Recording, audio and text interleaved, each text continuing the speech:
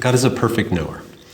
And so when we ask ourselves the question, does God know the future completely, everything that I will ever do from now until my death, we have to ask ourselves first the question, well, what sort of world has God created? I believe that the future is open. That is, not everything about the future is determined by what has already occurred. We ourselves are creatures capable of making purposive choices that are not determined by our combination of our genetics and environment, but we choose among options. Even apparently, according to our best physics, matter at its most fundamental level behaves in ways that leave open possibilities in terms of how the world shall unfold. So God is a perfect knower. He knows everything that is determinately true. So you and I are sitting here right now, and that's a fully determinate fact. God knows that fact completely.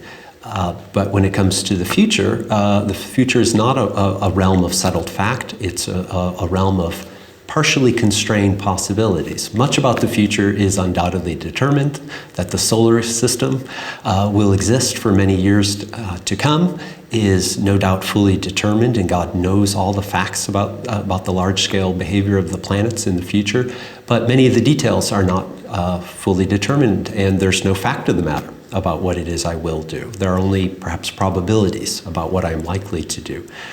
So God knows all the facts. If there are no facts about exactly what I shall do, then God can't know that. That's not a limitation on God's part. It's because of the sort of world that he has created. I believe, in accordance with Christian theology, that God has created space in reality to make possible relationships of the best kind, both human relationships, where our interactions are not wholly determined from time immemorial, and also relationship with God. Our highest good is friendship with God, and for that to be fully realized, it cannot be that God has created us in such a way that everything we do in relationship to God is predetermined by God. All that said, God is not a mere observer of the passing show. He sustains reality moment by moment, and he providentially directs the world towards ends that he himself has determined. I like the image of the British philosopher Peter Geach, who describes God as like a chess grandmaster. If I play a game of chess against a chess grandmaster, that champion